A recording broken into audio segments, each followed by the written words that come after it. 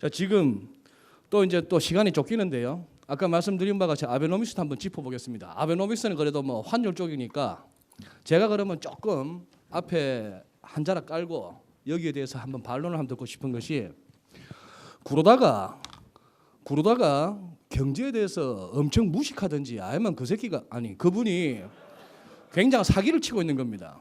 그 한 문장 안에서 말이 안 되거든요. 연간 2% 물가 상승률이 되는 와중에 장기 금리는 지금처럼 뭐 1% 미만에 0.5, 0.6을 JGB 10년물을 묶어두겠다 이게 말이 안 되는 거죠. 지금처럼 일본이 연간 한 2% 가까운 디플레 상황에서야 0.5%라도 이게 뭐 미국채보다 나은 수익률입니다. 실질 수익률이. 그런 상황인데 연간 2% 물가가 오르는데 어느 일본 분들이 애국심이 그걸 투철해가지고 JGB 붙들고 있겠냐 말이죠. 이런 말이 안 되는 거고 특히나 4월 4일 날 제가 봐서는 구로다 진짜 아마추어 같았던 게 여성분들 그냥 용서하고 들어주십시오. 이런 거 일일이 고발하시면 저는 생활이 안 됩니다. 한꺼번에 너무 많이 벗었습니다. 그러니 한 5만 원 집어주더만 다 벗어버렸어요. 하나씩 벗어야 되는데 그때 이미 공식적으로 했던 얘기가 더 이상의 정책은 없다 했습니다. 더 이상의 정책은 없다 했는데 어쨌거나 작년 11월 이후에 80엔에서부터 94엔까지는 아베노믹스에 대한 기대감으로 해지가 되었건 투기가 되었건 전부 그렇게 왔고 94에서 쏘로서 털고 나왔다 그랬고 그러고 나서 그게 103엔까지 가는 거는 구로다였습니다. 구로다였는데 103엔 가니까 아키라가 또 이건 아니다 그랬고요. 그러면 지금 다시 또 94까지 왔으니 결국은 정해졌습니다. 94하고 104입니다. 94가 깨지든지 104가 열리든지 하면은 아베노믹스는 실패입니다. 근데 두 개 다 우리한테는 안 좋은 겁니다. 지금 N을 갖다가 94와 104 안에 가두리 안에 넣어놔야 된다는 얘기죠. 그러니 그동안에 국채에 끼어있던 전 세계 국채에 끼어있던 그 법을 뭐 이머징을 비롯해서 어디를 미국을 보더라도 모든 주식 상당한 수익률 역대 경험해보지 못한 그 수익률 그걸 바꾸고 나서 보니 작년 11월 대비 환차에서만 한 30% 나는 환차익이 나니 어느 놈이 안 바꾸겠냐는 말입니다. 어느 놈이 안 터냐는 얘기죠. 아베노믹스가 성공하려면은 좌우지간 찍어낸 N 들고 일본 사람들이 해외로 나가서 주식 사고 국채 사고 부동산을 사줘야 이게 세계로부터 환영을 받는데 팔고 들어온다는 얘기입니다. 그다음 94엔이 아래쪽으로 간다는 얘기는 소위 말하는 엔캐리 활성화가 아니고 엔캐리는 더욱더 뽀개진다는 얘기이기 때문에 우리한테 안 좋은 거고 그 다음에 아끼라가 덜덜 떠는 그 다음에 110, 120 가는 순간에 일본의 뭐 원유 수입부터 해서 먹는 곡물에 이르기까지 이제 그 어떤 일본 국민들이 겪어야 될 그거는 말도 못하는데 그거는 또 일본이 털린다는 얘기가 됩니다. 뭐 그런 식이 됐으니까 과연 그러면은 이 94와 104 안에서 시장이 요 안에서 놀아주겠느냐 하는 부분에 대해서 한번 좀 우리 패널 분들의 그 의견을 한번 듣고 싶습니다.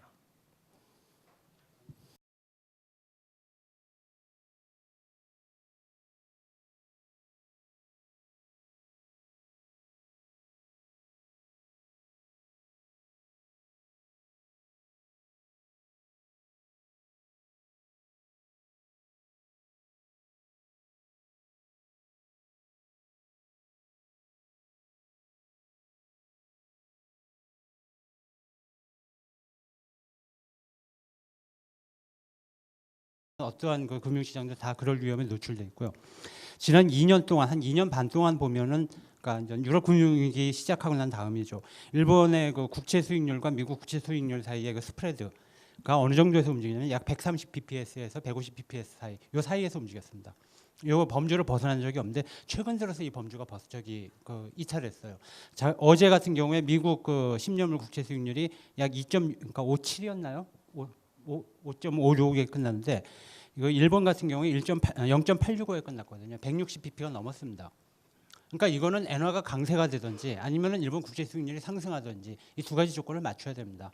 근데 아직 그 조정이 안 일어나고 있거든요. 아마 시장도 어느 쪽으로 갈지 방향을 못 맞춰서 그러는데 둘 중에 하나로 갈 겁니다. 제가 판단하는 거는 그러니까 한 단기적으로는 한 3개월에서 6개월 정도로는 엔화가 오히려 강세가 될 가능성이 더 높다고 봅니다. 왜냐하면 일본 중앙은행이 또는 구로다나 아베가 어떤 조치를 취했다가는 그게 거꾸로 일본한테 거의 그 폭탄으로 돌아올 가능성이 있기 때문에 지금과 같이 일종의 QE 축소조차도 어느 정도는 그러니까 모니터리 그 타이트닝이니까 그 추세에서 반하기 어려울 거거든요. 그래서 실장님도 저만큼 길어지고 계십니다. 예, 하여튼 짧게 얘기하면 단기적으로는 분명히 그 아래쪽으로, 그러니까 엔화가 강세될 가능성이 높은데 이게 굉장히 그 단기적인 것에 불과할 거다라고 봅니다. 자. 저 2년 뒤의 과정으로 본다라면은 엔화가 굉장히 위험한 통화라고 생각합니다. 그게 엔화가 강세 쪽으로 보신다 이 말씀이네요. 단기적으로.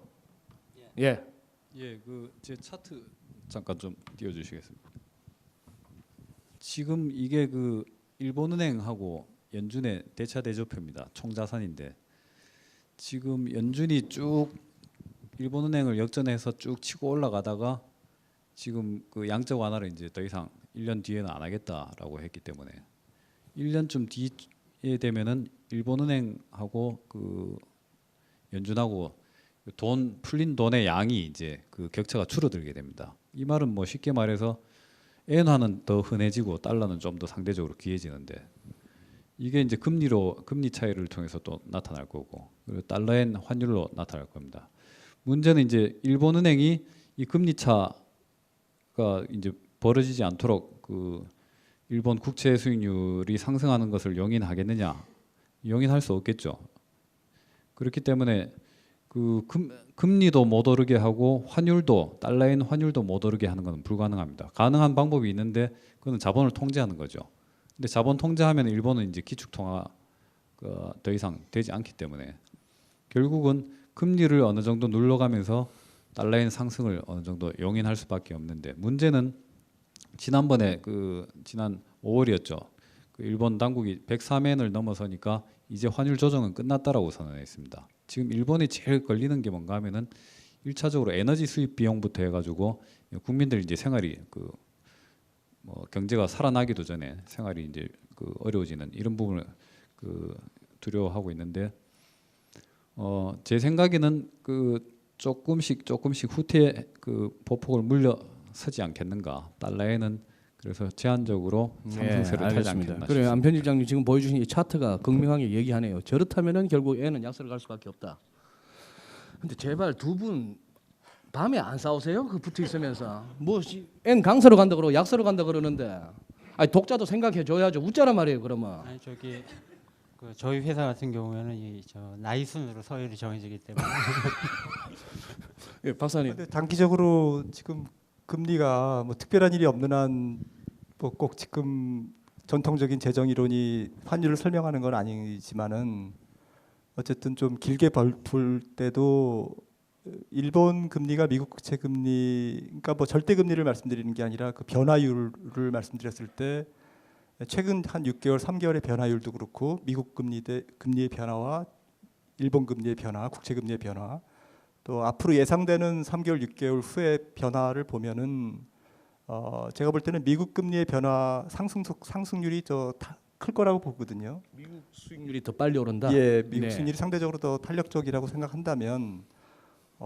단기적으로는 그 달러 강세에 의한 엔화 약세는 불가피하다. 근데 환율이 그걸로만은 설명이 안 되잖아요. 네. 그러니까 엔화 자체 일본 경제 내부의 자체 자동 제어 시스템이라고 그럴까요? 자체 브레이크 기능이 있는 거기 때문에 엔화가 계속 약세로 갈 경우에는 또 무역 수지가 흑자로 갈 거고 흑자 규모가 커질 거고 그러다 보면은 또 주가가 오른 부분에 대해서 또 기술적인 반락이 나올 거고 이렇게 해서 이제 자체적으로 브레이크 기능이 있긴 하지만 제가 드리고 싶은 말씀은 첫 번째로는 장기적으로 저는 미국 국채 금리의 상승이 앞으로 일본의 국채 금리 상승 속도보다는 빠르다라는 채권 약세 폭이 더 뭐 반대하실 분도 많으실 텐데 네, 어쨌든 제 의견은 예. 그렇고요. 네. 두 번째는 일본의 어떤 그 경기 자체는 지금 자꾸 경기를 가지고 환율을 설명하려고 그러고 경기로 어떤 지금 국채 금리의 상승이나 이런 거를 설명하려고 그러면 저는 안 된다고 생각합니다. 지금 미국 금리가 오르는 거나 일본 금리가 오르는 게 경기 때문에 올라가나요? 물론 있죠. 근데 경기 때문에 그렇게 올라갈 수가 있나요? 저는 미국 CPI가 1.1%인데 53년 내 최저치고요. 유럽이 1.4%고 돈을 아무리 풀어도 실업률이 9.5%고 이거를 지금 경기 회복으로 전 세계 금리가 올라간다. 세상에 그런 코미디가 어디 있습니까? 저는 이게 금융적 요인이고 워낙 채권 시장에 베팅했다가 좁은 탈출구로 빠져나오려니까 서로 아기다툼으로 빠져나오면서 야 잠깐 금리 또 내린대 이렇게 약간 구라치고 또 다시 자기는 빠져나가고 뭐 이런 과정 아니냐라는 거죠. 뭐 막말로 얘기하면 그러니까 아사리판이다라는 겁니다. 사실은 지금은 박사님도 글보다 말이 좀 거치시네요. 예, 네, 계속하십시오. 예, 어쨌거나 제가 생각할 때는 지금 금융적인 실물을 자꾸 여기다 갖다 대려고 한다라는 거죠. 사람들이 실제로 환율의 움직임이나 채권 시장의 움직임은 금융적 요인이 워낙 강하게 지배하고 있고 결국에는 뭐 30년 돈을 풀었고 그 문제가 터지니까 그걸 또 수습하기 위해서 제로금리하고 제로금리 안 되니까 양적 완화한 거 아닙니까? 그리고 서로가 지금 다 하고 있고요. 전 세계가.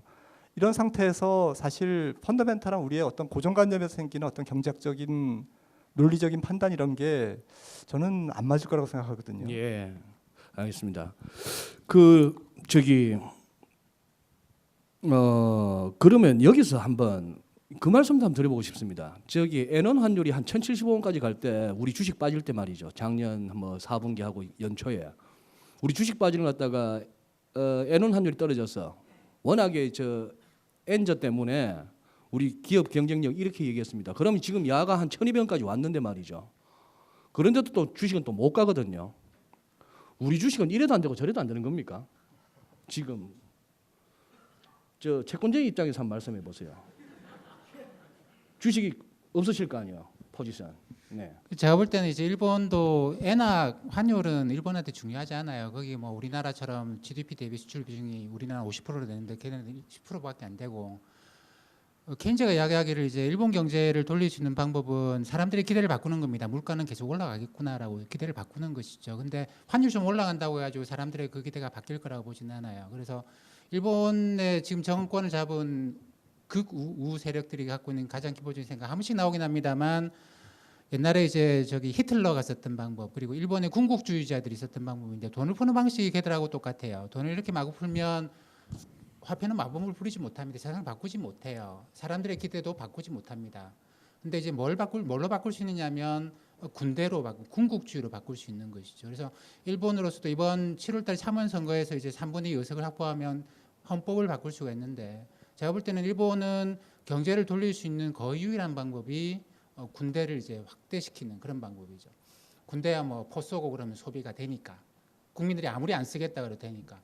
옛날에 일본이 1930년대 말에 한창 이제 그 만주 정벌한다고 나갈 때 그 돈이 엄청나게 말편한 거죠. 군인들 월급도 줘야 되고 하니까. 그러니까 일본은행하고 정부가 막았어요. 재무상이 막았습니다. 자객들이 죽여버렸어요. 장관을. 그러면서 돈을 풀었습니다. 이 때문에 지금 일본이 돈을 푸는 방식은 제가 볼 때 단순히 환율은 아니에요. 단순히 환율은 아니고 이게 이제 어떻게 보면 일본의 군국주의하고 그러니까 빠져나갈 길이 정 없으면 정 없다고 한다면 이쪽 길로 빠져나가겠다. 그러기 위해서는 헌법을 바꿔놓을 필요가 있다. 예, 알겠습니다. 그래서 지금 카이바스가 한 얘기가 예. 지금 저기 김일구 부장님이 한 얘기랑 똑같은데 그 일본이 망한다에 그 베팅한 그 카이바스는 일본이 전쟁을 일으키는 게 불가피할 거다라고 봅니다.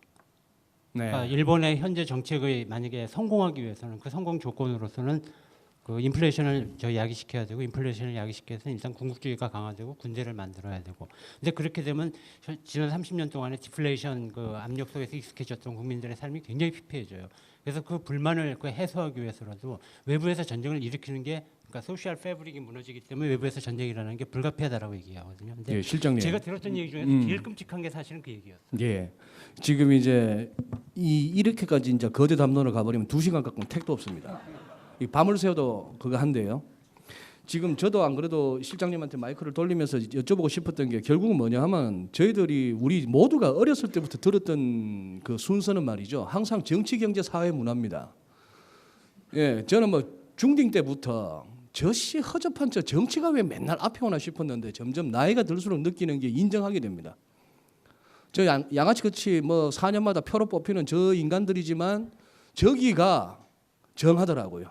경제도 정하고 사회도 정하고 뭐 이렇게 되더라 하는 얘기입니다. 인정하는데 그러면은 지금 뭐 후지산이 터진다 해서고 뭐 난리인데 말이죠. 저거는 살 땅이 필요합니다. 이제 그 얘기는 밤새도록 해야 되니까 넘어가시고 이공순 실장님.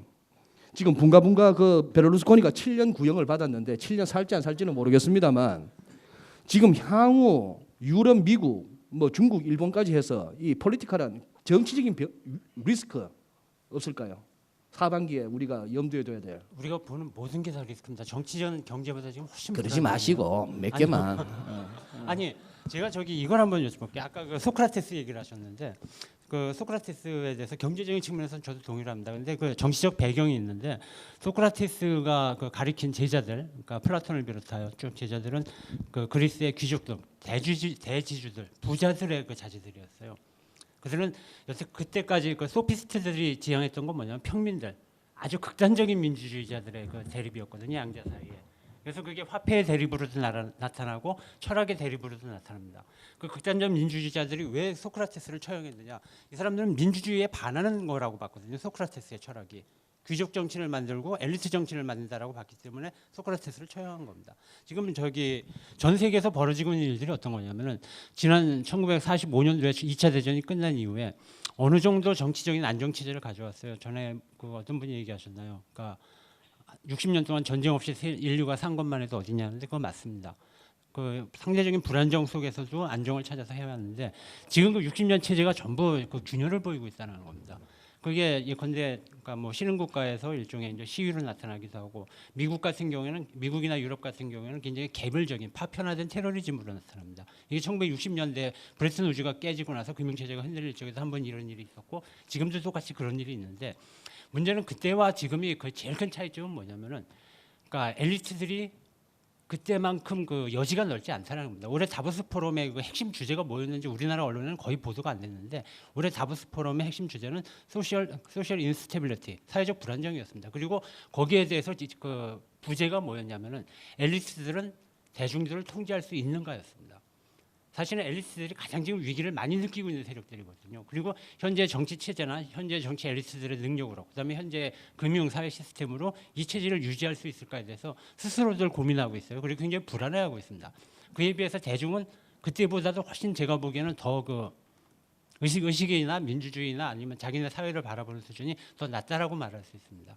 그러니까 파편화된 그 저기 형태의 그 반항들 많이 저항 많이 존재하는 거거든요. 그러니까 그런 의미에서 본다면은 사회는 굉장히 불안정합니다. 저는 이제 그 금융시장과 관련해 가지고 가장 큰 리스크는 이제 자료 잠깐 한번 보시겠습니다.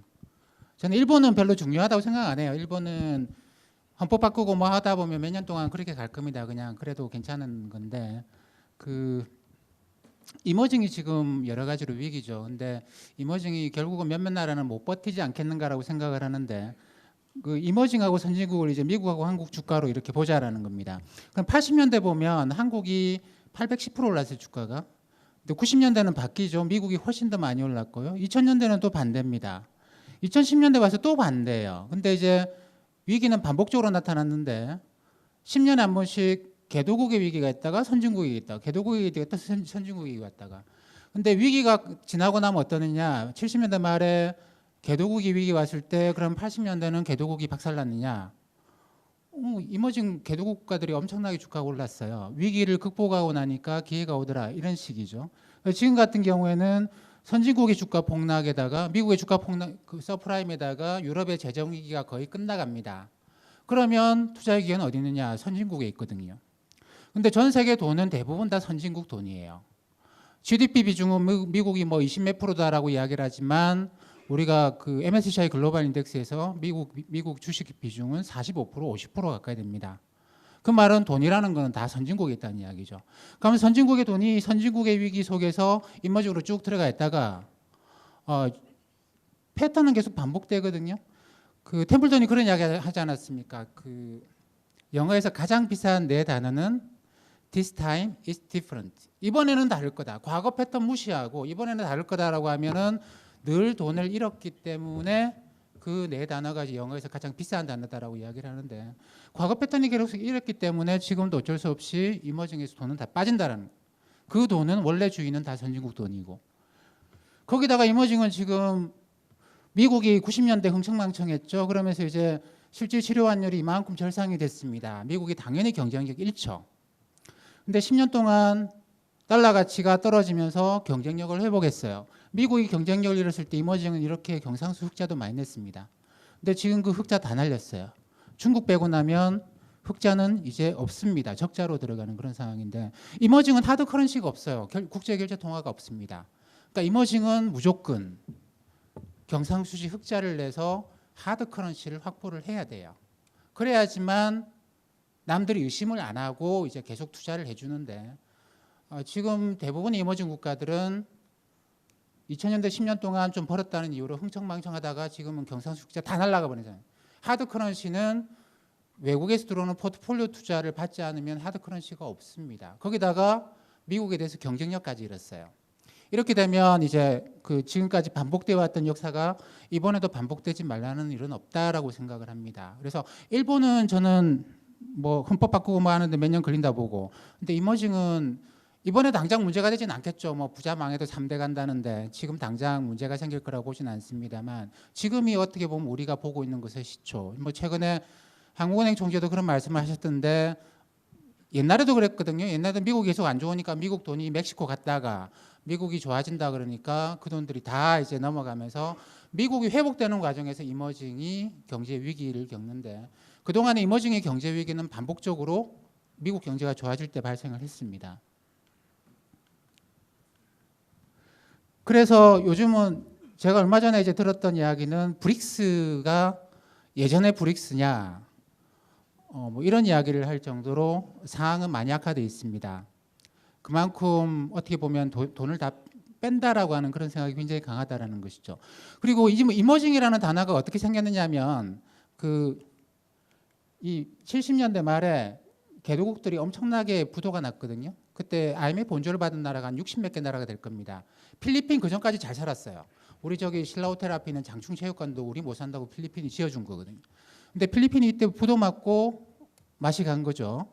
근데 이때 이제 개도국이라고 불렀는데, 이때 이제 개도국 투자했다가 다들 너무 많이 잃어가지고 나 더 이상 디벨로핑 칸츄리즈에 절대 투자 안 할 거야 그랬는데, 이제 그 템플턴의 모비우스 박사가 다니면서 투자할 만하네라고 해서 디벨로핑이라고 하면 사람들 안 할 것 같고 이머징이라는 단어를 그래서 이 사람이 만들었어요. 이머징에 투자하자.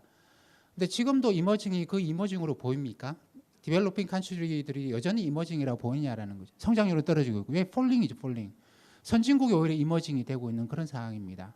그래서 지금 위기는 한국에서 지금 이제 한국의 주가가 떨어지는 것도 저는 일본 문제는 아니라고 보고 다른 문제는 아니라고 보고 뭐 어닝이나 여러 가지 이슈 있습니다만, 기본적으로 한국도 이제 이머징 대접을 받다 보니까 나타나는 문제인데, 역사는 그런 것 같아요. 마르크스가 그런 이야기를 했는데, 이 역사는 구비를 친다라는 겁니다. 역사의 철로가 항상 똑바로 안 간다라는 거예요. 지금 김 부장님 말씀을 이렇게 좀 천박하게 표현해도 되겠습니까? 우리가 쎄빠지게 무역 수지 흑자를 내서 돈을 그 하드 커런시를 확보하면은 저 새끼들은 그냥 빨대 뽑아서 그냥 빨아간다, 한 번씩 금융시장에서. 그렇게 봐도 될까요? 거기서 우리가 안 무너지면 되죠. 안 무너지면 된다. 네, 무너지면 이제 많은 나라들이 이머징 국가들이 이렇게 성장하는 게 아니고, 짐 오닐이 브릭스 이야기할 때 그 리포트 보신 분들 계시나요? 브릭스 이야기 많이 하지만 짐 오닐의 브릭스 리포트가 얼마나 천박한지 아마 보신 분들 거의 없으실 겁니다. 제가 그걸 보고 땅을 쳤어요. 이게 어떻게 베스트 리포트가 되느냐라고. 줄 그어놨어요, 성장률을. 과거 성장률 가지고 2050년까지 간대요. 근데 역사적 이런 일은 없죠. 역사는 항상 굴곡이 있습니다. 저기 지모닐은 이코노미스트 출신이 아니라 영업 출신이라 그래요.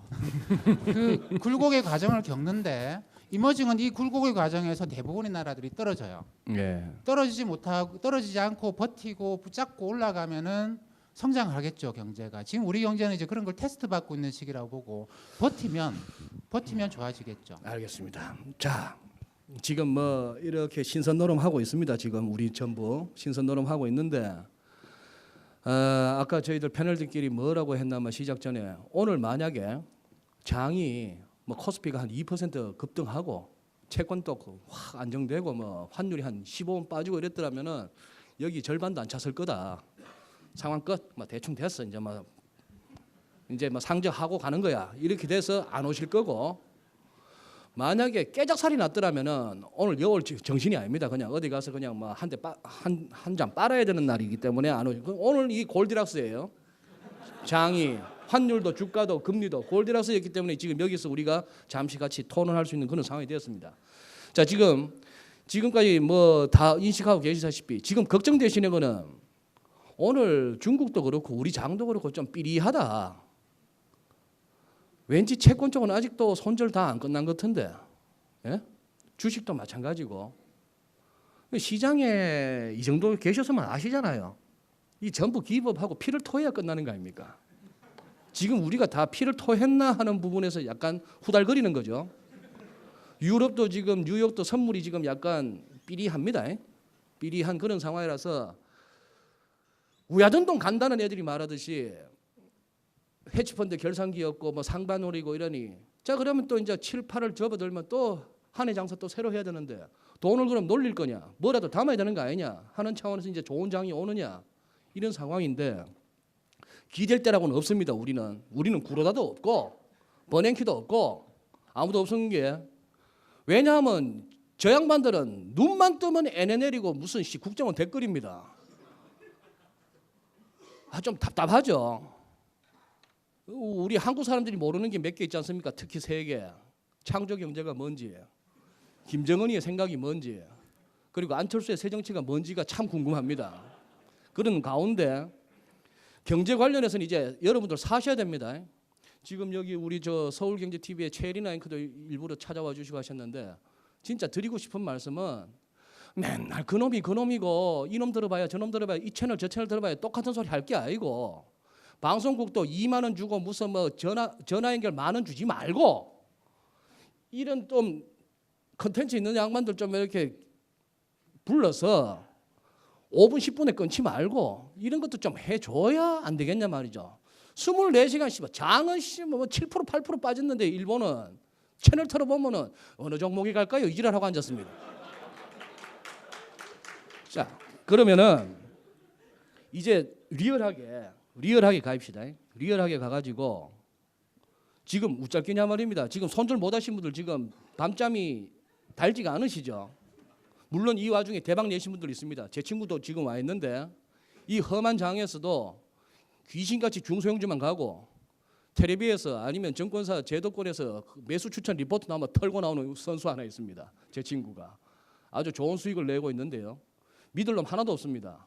글로벌 모니터도 믿지 마십시오. 뭐 알겠습니까 솔직히.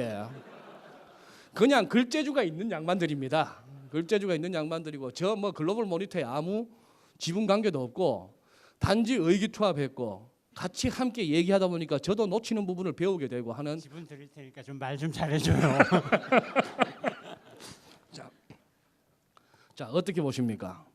저는 1644가 다시 보입니다. 코스피가요. 굉장히 낙관적이시네요. 이제 환율은 뚜껑 열릴 환율은 아닙니다. 우리 많이 좋아졌습니다. 옛날에 뭐 97년에 뭐 1,000원 하던 놈이 2,000원 가고 뭐 900원 갔던 놈이 1,597원 가고 하는 그런 뚜껑 열리는 환율은 아닌 거는 맞습니다만 이 1,100원 밑으로 한참 시간이 걸릴 것 같거든요. 그렇다고 해서 지금 이제 환율이 뭐 1,200쪽으로 가까이 간다고 해서 주식시장이 그걸 갖다 호재로 받아들일 것 같지도 않고 말이죠. 이제 뭐 좋게 얘기해서 뭐 이렇게 해서 뭐 자들이 뭐 경기 회복이라서 금리가 오르지 않겠나 별소리를 다 합니다만 지금 문제는 수익 내는 것도 수익 내는 거지만 지금 서바이벌 게임에 접어들었다고 저는 보는데요. 한번 이렇게 우리 패널 분들께서 그것과 관련해서 의견 주시고 김 부장님은 제가 봐서는 지금 본인의 어떤 그 타고난 기질과 어떤 그거에 비해서는 맡고 있는 잡은 좀 안 맞아요.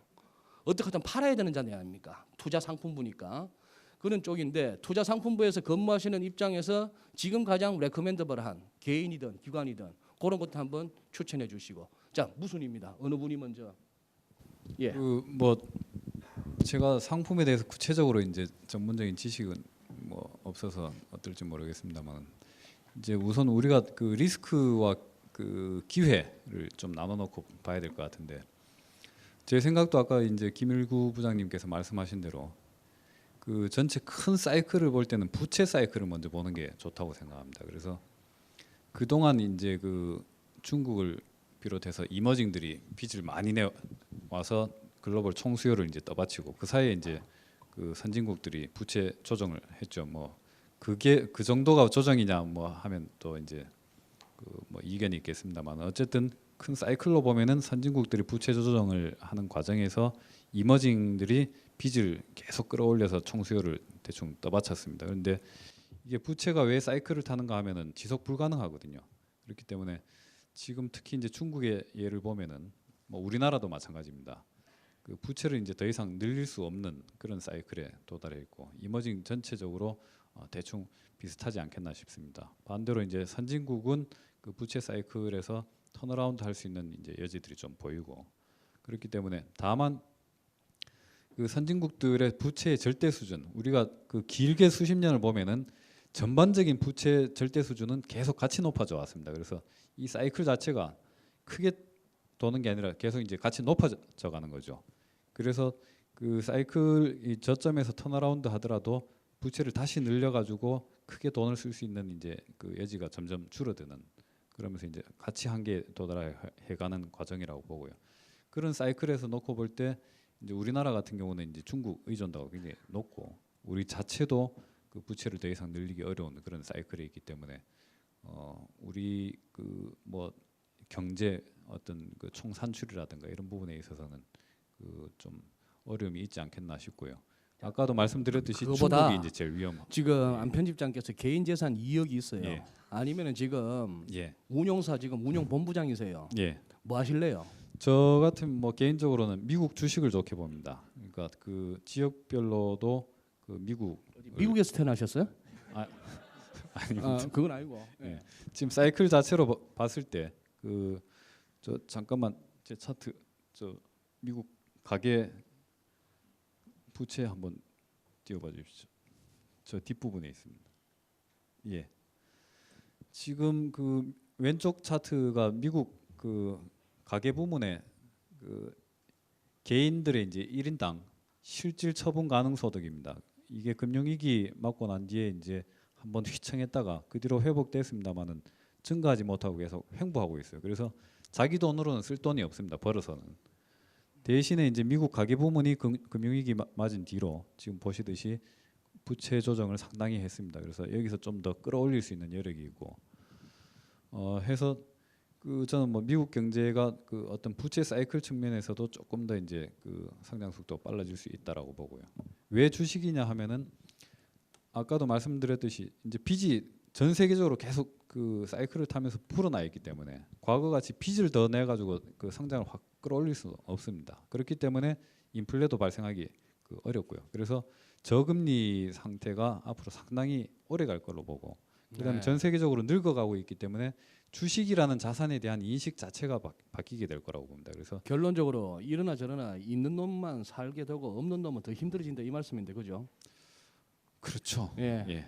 알겠습니다. 혹시 박사님 예, 지금 뭐 가장 큰 위험은 제가 볼 때는 경기가 안 따라오는 거죠. 그 예. 백약이 무효한 상태고요. 그리고 두 번째 리스크라고 한다면 같은 얘기인데 결국에는 총수요보다 공급이 많잖아요.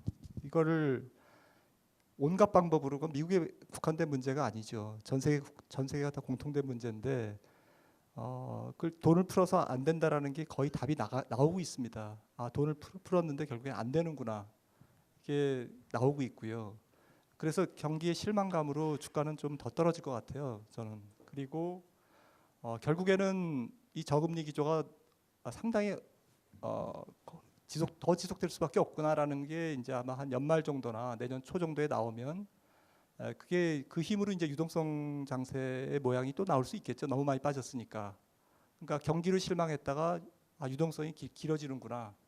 유동성 과잉이 길어지는구나라는 판단으로 아마 새 FRB 의장이 아마 버냉키하고는 조금 다른 얘기를 들고 나올 가능성이 저는 높다고 보고 있습니다.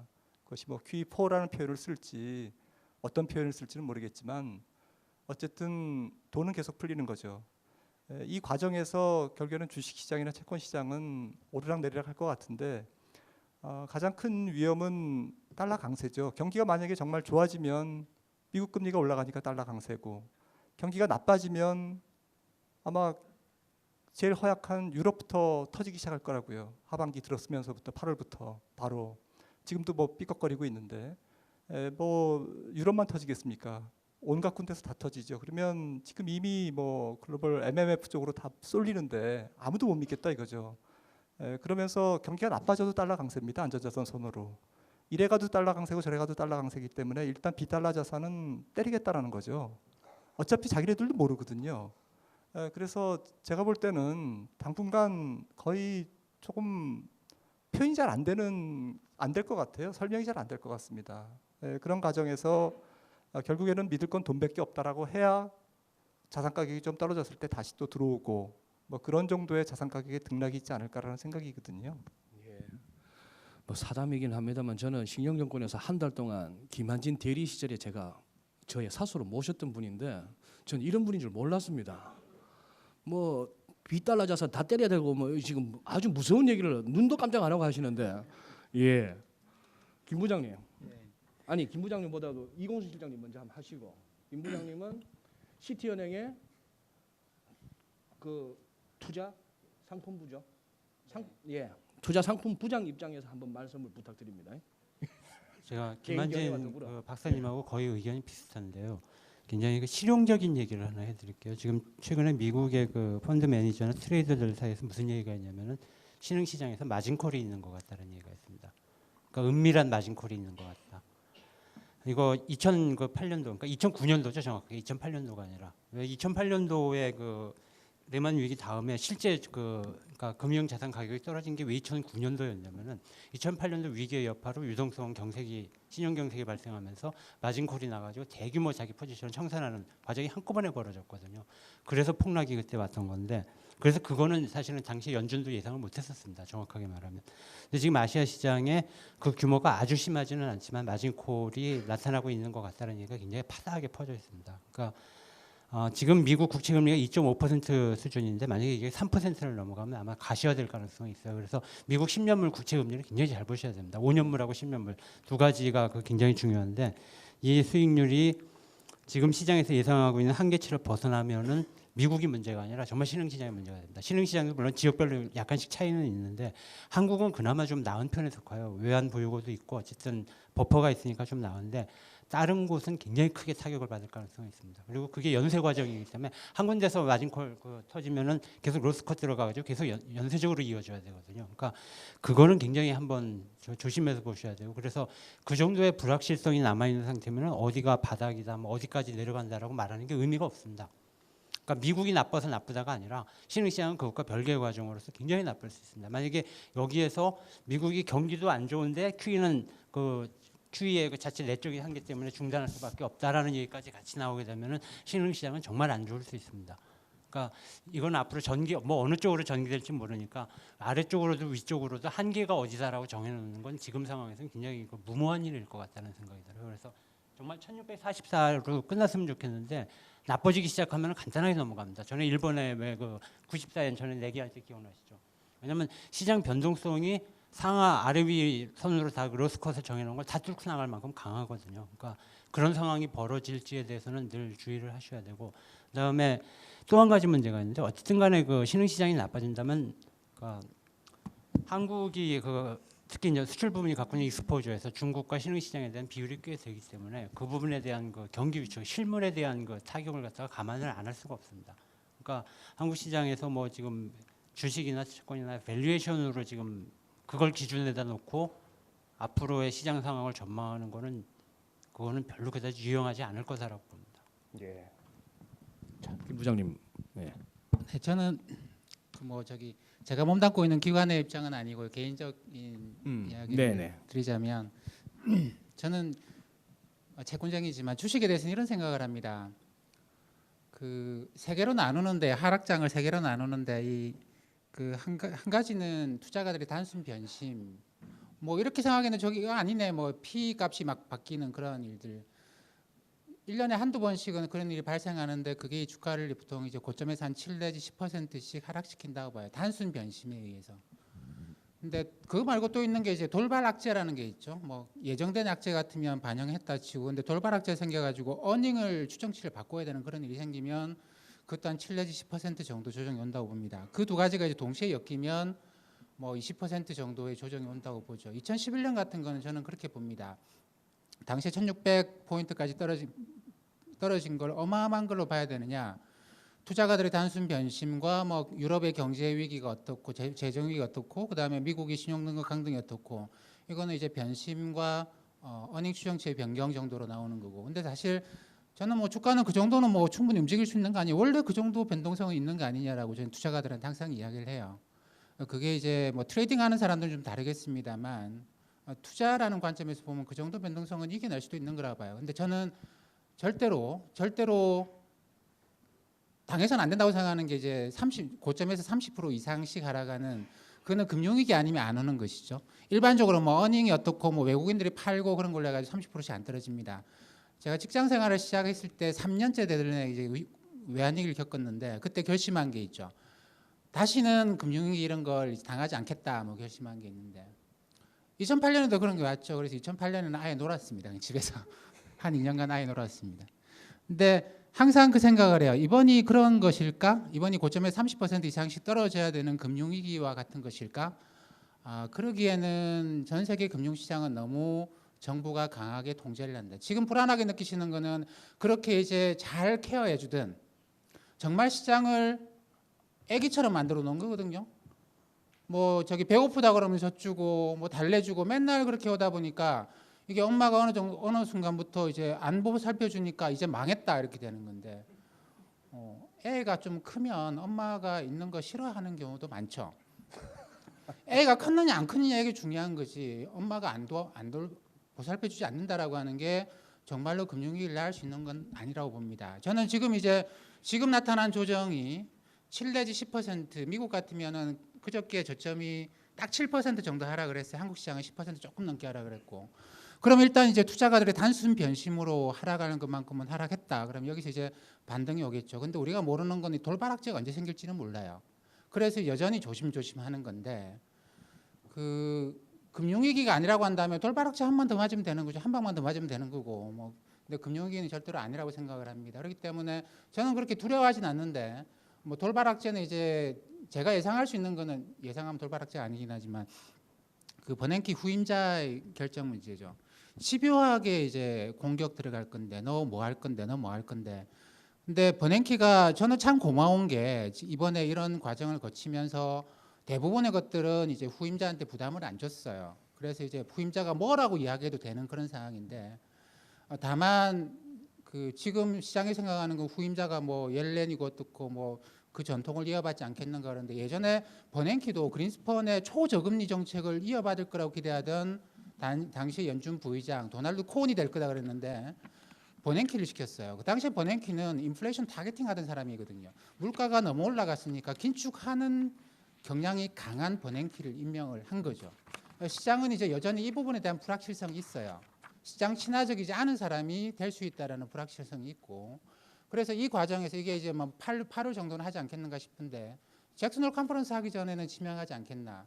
근데 그 과정에서 이제 이 사람이 어떤 사람이 지명되고 어떤 이야기를 하는가에 따라 가지고 추가적으로 돌바락제로 받아들일 소진이 있는데 이머징 몇몇 나라 그동안 이제 뭐 좀 돈 좀 벌었다고 흥청망청했던 이머징 몇몇 나라를 제외하고는 저는 금융위기 가능성은 없다고 생각을 합니다. 그렇기 때문에 이게 시장이 후임자 문제까지 끝나고 나면 가을에 다시 이제 한번 돌아서는 걸 고민을 하게 될 건데 뭐 그레이트 로테이션 하면서 경기 민감주로 갈 거냐 그래서 한국 시장이 뭐 얼마나 떨어졌다가 쭉 올라가는 그런 움직임이 생길 거냐 그거는 조금 아직까지는 아니다 싶어요. 경기가 좋아져서 금리가 올라간 게 아니라는 거 우리 다 알기 때문에 그래서 여전히 이제 상반기에 하던 뭐 인컴 뭐 이런 거 배당 고배당주가 어떻고 뭐 하일드가 어떻고 여전히 이런 걸 하지 않겠는가 생각을 하고 국채는 채권 시장의 국채는 그 버냉키 후임자가 누가 어떤 이야기를 하는가에 따라서 미국 금리가 이제 안정되는 게 정해질 거고 근데 한국은 미국 금리하고 연동을 100% 안 해요. 왜냐하면 이머징 쪽도 같이 끈이 연결돼 있기 때문에 이쪽이 불안하면 이쪽도 반영을 해줘야 됩니다. 지난번에 장국원님 총재가 그런 말씀하셨는데 금리 2.5로 인하면서 우리는 기초통화국이 아니다. 그렇기 때문에 우리는 어느 정도 금리가 걔들보다 높아야지만 걔들이 우리한테 들어와야지. 금리가 너무 낮으면 걔들 다 떠나지 않느냐. 그리고 지금 금리 상승은 제가 볼 때 뭐 극히 정상적인 거라고 봐요. 그러니까 미국 금리하고 연동되는 극히 정상적인 상황인데 이제 이머징이 더 불안해지면 이거 영향을 좀 더 받긴 나겠죠. 근데 끈이 어느 쪽이 강하냐라는 건데 이쪽 저쪽 끈을 다 갖고 있고 제가 예상하기로는 후임자는 그렇게 뭐 그 매파적인 이야기를 할 이유는 없는 것 같아요. 버냉키가 부담을 다 들어줬으니. 그러니까 뭐 시장 친화적인 이야기를 해줄 것 같고 그럼 미국 금리는 좀 안정이 되고 뭐 이머징도 이제 나름대로 자본시장을 더 열어가지고 빠져나가는 돈을 어떻게든 그 경상수지로는 안 되니까 이제 자본수지로 어떻게든 좀 보완을 하려고 하겠죠. 뭐 그래서 이제 뭐 그 토빈세도 폐지하고 이런 정책을 할 건데, 그래서 저는 이제 여름 지나고 나면 좀 안정된다라는 쪽으로 갑니다. 1년에 금융시장은 3개월씩은 마법에 걸리잖아요. 과거를 보시면 3개월씩은 맨날 어떻게 될지 모르는 그런 상황에 빠졌습니다. 근데 제가 볼 때 지금 투자가들은 너무 큰 생각을 하는 것 같아요. 그게 이제 2008년에 금융위기를 봤기 때문인데, 금융위기 본 지 불과 한 5년밖에 안 됐거든요. 5년 만에 글로벌 금융위기 또 안 옵니다. 글로벌 금융위기는 최소한 10년을 지나야죠.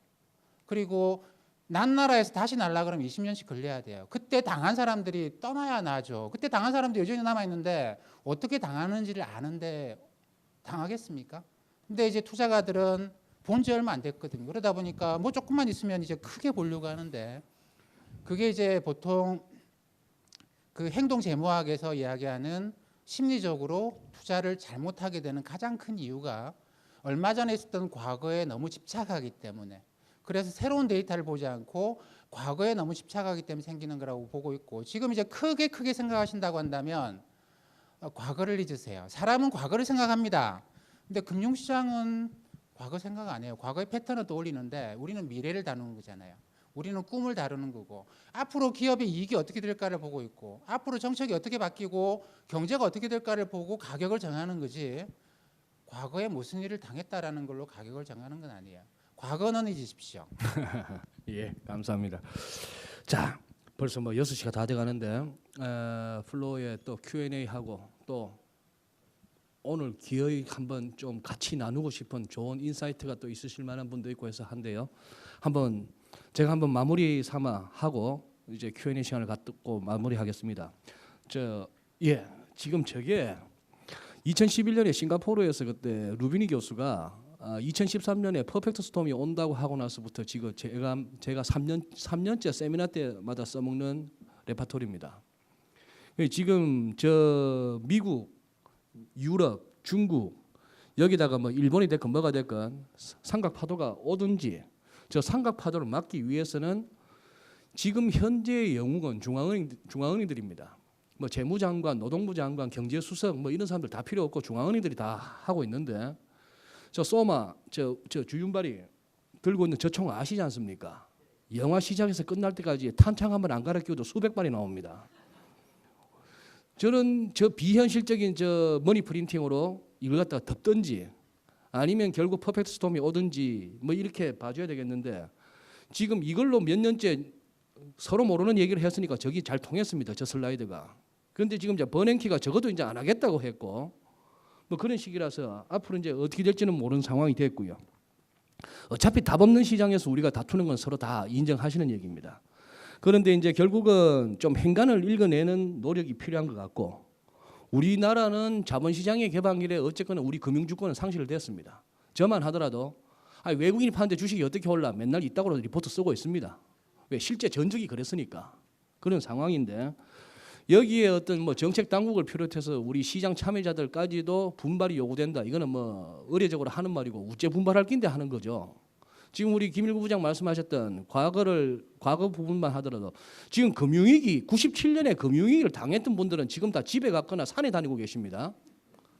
지금 2008년에 그 리만 이후에 그 미국발 금융위기 왔을 때 그때 한참 비도파 막 보고 계셨던 분들은 지금 다 본부장급이고 다 임원이세요. 지금 시장의 주포들은 뭐냐 하면 예를 들어 채권 주포들은 금리 오르는 꼴을 한 번도 못 본 사람들이 지금 채권 주포입니다. 뭐 주식도 환도 그래요. 요즘 외환시장의 지금 주포들은 대한민국 환율은 아래 위로 기껏 100억이구나 이렇게 생각합니다. 이게 700원도 순식간에 가는 환율이었는데 1000원도 가던 환율이었는데 뭐 이런 식이니까 김 부장님 말씀하신 부분에 저는 조금 이제 한번 태클을 한번 거는 거였고 그런 상황인데, 자 여기서 이제 글로벌 모니터 여러분 뭐 이렇게 생각해 주십시오. 접근성은 굉장히 힘듭니다. 왜? 유료 사이트이기 때문에요. 저는 매번 그럽니다. 그 회비 낮춰라. 그래서 많이 보자 했더니만 그것도 답은 아닌 것 같아요. 우리나라 사람들 뭐 20만 원짜리 갖다 5만 원 한다고 해서 보고 뭐 그런 차원은 아닙니다. 그 정보의 질을 갖다가 이제 그 인정하면 이제 들어온다고 봐야 되겠고, 저는 이런 사이트를 우리가 좀 그거 했으면 좋겠어요. 발전적으로 계속 해줘야 되겠고, 그렇다면은 여러분들께서 팟캐스트라도 열심히 좀 들어주십시오. 오늘 뭐 이렇게 처음 보셨다면은 아니면 그동안 들어오신 분들이 들을만 하다라고 생각하신다면은 주변에 이렇게 많이 입소문을 좀 내주시고 그런 것들이 조금은 어떤 비즈니스 모델이 돼줘야만이 또 지속성을 가질 수가 있겠고 하는 그런 말씀을 드립니다. 자, 이렇게 다음에 또 이런 기회를 언제 만들지는 모르겠습니다만 오늘 저희들 패널들은 뭐 갖고 준비하신 말씀 제가 봐서 절반도 다 못 쏟아놓고 가시는데 시간적인 제한입니다. 자, 플로어에 마이크를 넘기겠습니다. 무슨 질문도 좋고 아니면은 오늘 이렇게 느끼신 가운데 꼭 같이 한번 나누고 싶은 아이디어가 있으시면은 손 들어 주십시오. 오늘 실질적인 좀 필요에 의해서 왔습니다. 뭐 조금은 그 오늘 워크숍이 좀 많이 왔으면 하는 걱정스러운 마음은 좀 들었는데 완전 기우였고요, 그거는.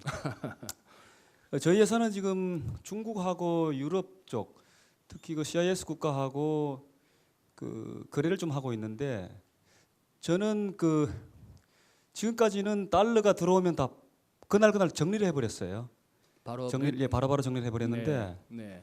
지금 최근에 중국 쪽하고 계약이 자꾸 생기면서 저희가 받는 통화하고 주는 통화가 자꾸 다른 일이 벌어져요. 지금 쉽게 말하면은 네. 중국으로부터 송금은 그 RMB를 송금 못 받고 달러밖에 송금 못 받는데 달러 송금 받으시고 우리가 주는 거는 또 뭐 이민폐를 줘야 될 때도 있고 네. 또 한화로 국내 대기업으로 수주받은 거를 수령을 하고 나면 외주 우리 하청업체들은 또 중국에 있고 이러니까 이 달러를 어떻게 지금 좀 갖고 가야 되는지 어느 정도 갖고 가야 되는지를 참 걱정이 많이 돼 갖고 좀 실질적인 그런 쪽에 좀 얘기 좀 듣고 싶어서 네. 왔거든요.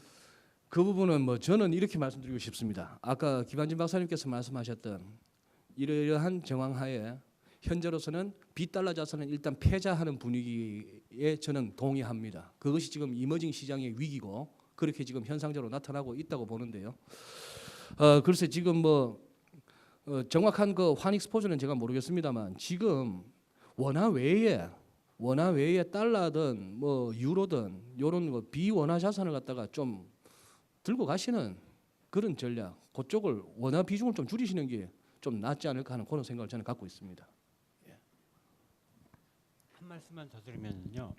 아마 위안화를 꽤 많이 받으시는 것 같은데 사실 맞습니까? 그 위안화는 중국이 이번에 이제 한번 정리를 하기 위해서 일단 그 내부 기관 정리를 먼저 할 텐데 그게 지나고 나면 좀 약세가 될 가능성이 굉장히 높습니다. 위안화가. 그러니까 아까 그 김한진 박사님 말씀하신 대로 사실은 지금 달러 자산이 가장 지금 이 추세가 변하기 전까지는 달러 자산을 갖고 달러화를 갖고 있는 게 가장 아마 유리할 거다라고 봅니다. 그 어떤 그 통화보다도 일단 그걸 기준으로 삼고 생각을 하셔야 될 겁니다.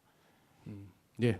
감사합니다. 저는 뭐 한 연말 정도가 좀 변곡점이 되지 않을까 이런 생각을 막연하게 갖고 있는데요.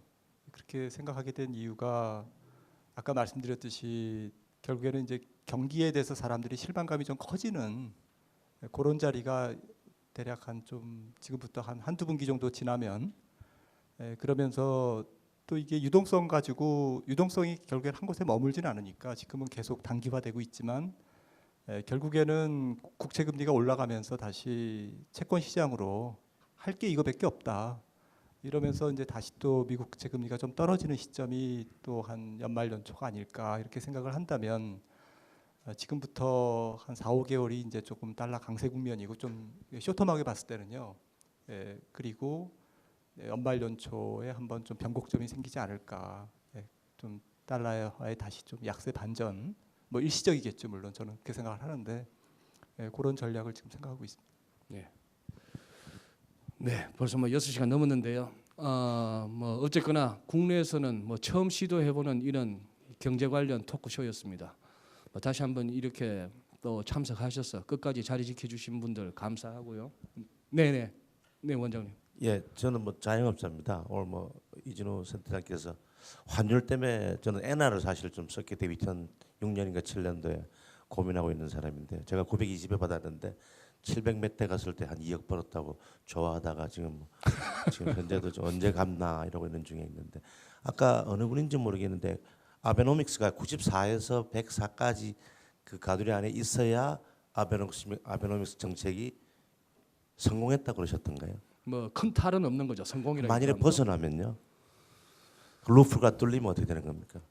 위가 뚫리는 거는 그냥 일본이 개털된다고 봅니다. 지금 여기서 일본 그거 하는 거는 아니면은 진짜 글로벌 자산 시장이 한번 상당한 폭락이 오고 나서 이 정도면 다 다음지 않은 차원에서의 엔캐리가 활성화되든지 결국 110, 120으로 가는 거는 아니면은 영 일본은 가망 없다라고 해서 일본 내에 들어와 있던 해외 투자 자금이 다 빠져나가든지 뭐 그 경우가 아닌가 싶거든요. 지금 104 정도는 별로 그렇게 높은 것도 아닙니다. 아니잖아요. 역플라자 합의 때 네. 80엔에서 147도 가는 게 환율입니다. 그 지금 10년에 걸쳐서 240엔이 80엔 왔다가 역플라자 합의 때 몇 년 사이에 147도 가는 환율인데 저는 일반 지금 개인- 돈을 2배로 찍어내겠다는 자들인데 이게 뭐 120에서 멈춘 환율은 아니죠. 104라고 전문가께서 말씀하시는데 저는 우리나라 정부 당국자의 경제학자들이고 이런 사람들도 별로 공부 못하던 사람들이 하는지 몰라도 그 괜히 그 조금 기업들 한다고 그래서 N 저가 되면서 뭐 돈 온다고 막 난리치다가 예. 나 이런 거에 대해서 전혀 아주 정말 소뚜껑 같은 뭐 남비 같은 이런 예. 정도의 정말 여기 저는 이쪽 전공자가 아니긴 하지만 너무 그렇게 환율에 대해서 너무 일희일비하면서 너무 이렇게 난리치는 이런 우리나라의 이런 정책 위반자나 이런 마켓에 있는 분들을 믿고 어떻게 우리 일반인들이 돈을 맡기고 어떻게 예측을 바라는지 전 상당히 저는 그래서 일단 오늘 좋은 얘기 듣긴 했지만 가두리에 대해서 좀 저도 의문이 많고 안 되면 개인적으로 따로 한번 그 예. 근거를 한번 여쭤보고 싶습니다. 예, 알겠습니다. 뭐 개인적으로 드리고 싶은 말씀은 750원 갔던 게 1,600원도 넘어가는 N1도 견디셨는데 좀 더 견디시면은 길게 봤을 때 펀더멘털리 N1은 떨어지는 게 저는 한 맞다고 120, 봅니다. 30까지 기대하고 있습니다. 예, 감사합니다. 네, 투자대상으로 미국 주식도 추천을 해주시고 네, 우리 또 안건모 이제, 편집장 또 그러셨죠. 이제 뭐 네, 이머징 쪽은 좀 하락 추세로 가고 네, 다시 선진국 쪽에서 이제 다시 이제 상향 쪽으로 간다는 말씀도 해주시고 그랬는데 구체적으로 뭐 실물 경제나 아니면 이제 총수요 측면에서 어떤 모멘텀으로 그러면 미국이나 뭐 유럽 쪽이 좀 올라가고 그 어떤 계기로 해서 이렇게 올라갈지 그거는 말씀해 주실 수 있는지. 미국은 제가 좀 말씀드리겠습니다. 제 차트 좀 차트 말고 그냥 간단하게. 그 미국 지금 경상수지를 보면은 그 뭐 옛날에 비해서 GDP 대비로 보면 상당히 개선이 됐습니다. 그래서 경상수지 적자를 좀 더 늘릴 수 있는 여지가 있고요. 아까 가계부채 보셨습니다만은 그 가계가 이제 빚을 더 좀 낼 수 있는 여력이 있고 미국 지금 그 이제 석유 뭐 셰일가스 석유 생산으로 인해서 미국이 지금 그 지출을 그 늘린다 그 국내 지출을 늘려도 그 수입 유발 효과가 과거에 비해서 많이 떨어졌습니다. 그래서 좀 긍정적인 측면이 있는데 어쨌든 미국이 지난 그 수년 동안 그 뭐 덜 썼다면 뭐 덜 썼고 상대적으로 뭐 그런 부분에서 그 모멘텀 자체는 뭐 있다고 생각합니다. 뭐 이렇게도 저는 말씀드리고 싶습니다. 뭐 지표는 이제 미국도 지표가 중국처럼 막 닮아가는데요. 자기들 필요에 따라서 굉장히 좋게도 나오기도 하고 나쁘게도 나오기도 해서 지표 따라가는 그거는 아닌 것 같고 그냥 항상 위기를 갖다가 미국이란 저 슈퍼파워가 어떤 식으로 그 위기 자신들의 위기를 헤쳐나왔던가를 한번 생각해 본다면은 결국은 딴 데로 위기를 전가시키는 겁니다. 그런 식이기 때문에 지금 미국채 수익률이 저런 식으로까지 급하게 오르면서 오늘 토론 과정에서 나왔습니다만 그럼 누가 미국채를 사줄까 하는 우려가 나온다면은 결국 돈들이 다시 미국채로 쏠릴 만한 또 뭔가 계기를 만들 수가 있을 것이라는 거는 염두에 두셔야 되는 거죠. 위기는 순식간에 잘 만드는 거고 그 약간의 그 어떤 위기로 조금씩 우리가 시장을 통해서 털리는 거는 막 인정해 주는 게 편합니다. 안 그러면 전쟁 납니다. 그런 생각도 저는 뭐 갖고 있기 때문에 우리 뭐 미국 상대로 핸드폰 팔고 소나타 팔아서 번 돈 시장에서 조금 뽀찌 뜯기고 그래 요래 가는 게 맞지 않을까 하는 생각도 해봅니다.